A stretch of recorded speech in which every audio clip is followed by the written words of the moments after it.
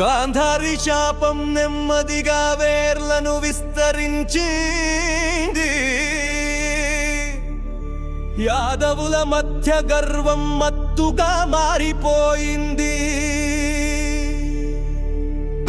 పిండిగా మాటలు అసూయ రేణువుల్లా చిమ్మరాయి సత్యం చేజారి నవ్వుల మధ్య విషం మొలిచింది. ప్రభుత్తుల సంతానమై పరవశమైన యువ వీరులు దేవతల వేషాలకే అసభ్య పంచాస్తులు వేశారు. దురాశల ముద్దుల్లా విషద్రవ్యాలు చిందాయి. గర్వ విపత్తుకు పునాది వేసిన అపచార ఘట్టం.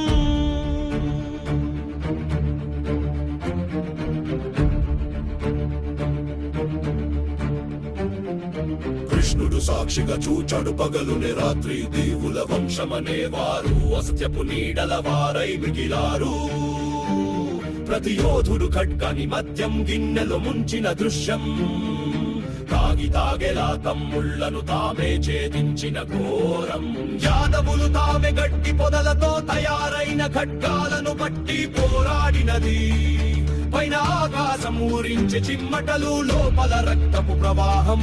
ఒకరి మేడపై మరొకరి చేయి తలలు విడిపోయిన నాట్యం.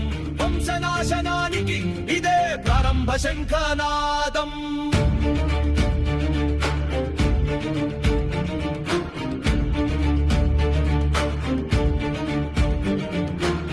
బలరాముడు తపస్సుకు వెళ్ళిన రోజు శక్తి మౌనమైంది.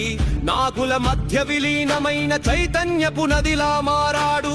శ్రీకృష్ణుడు ఒంటరిగా అడవిలో నడుస్తున్న దృశ్యం. సమాధానాలు లేని ప్రశ్నలతో నిండిన అంత్యగమనం. గాంధారి శాపం కేవలం శబ్దం కాదు, ఆకాశం వణికించిన తీర్పు.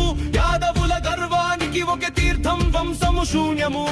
కృష్ణుడు నీలికాంతిలో ఒంటరిగా నిలబడి చూచిన తలలు తాను అందించిన ధర్మం అతని వంశాన్ని మింగింది. కళంగ వృక్షం నీడలో కృష్ణుని విశ్రాంతి ఒక నిశ్చల క్షణం. ఓ వేటగాడు పూత వేసిన బాణం. కాలాన్ని పగులగొట్టిన తీర్పు, పాదము తాకిన గోళీ. దివ్య శరీరాన్ని మానవ లోకంలో కలిపింది.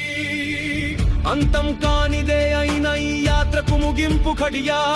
దేవతలు వందనం చేసిన కృష్ణుని శరీరానికి భూమి ఆలింగనం. వైకుంఠ నాయకుడిగా పునః ప్రవేశం చేసే గమన రేఖ.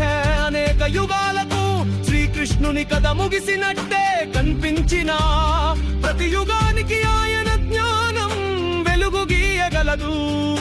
యాదవ వంశ విపత్తు అహంకారానికి శిక్షగా మారిన శృతి. శ్రీకృష్ణుని తపస్సుకు సమాధి అయిన మానవ దేహం. భూమికి ఓ శాపమాల్యంగా వచ్చిన చరిత్రలో ఘోర గీతం.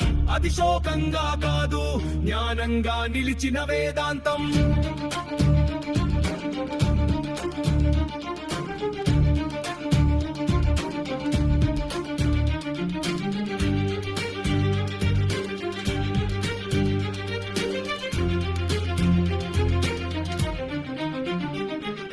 అంతేకాదు ఈ వంశాంత్యం మనిషి అసూయకు బలయే తీర్పు. గర్వానికి జ్ఞానం లేని కాలం ఎదురైన ప్రతిక్రియ.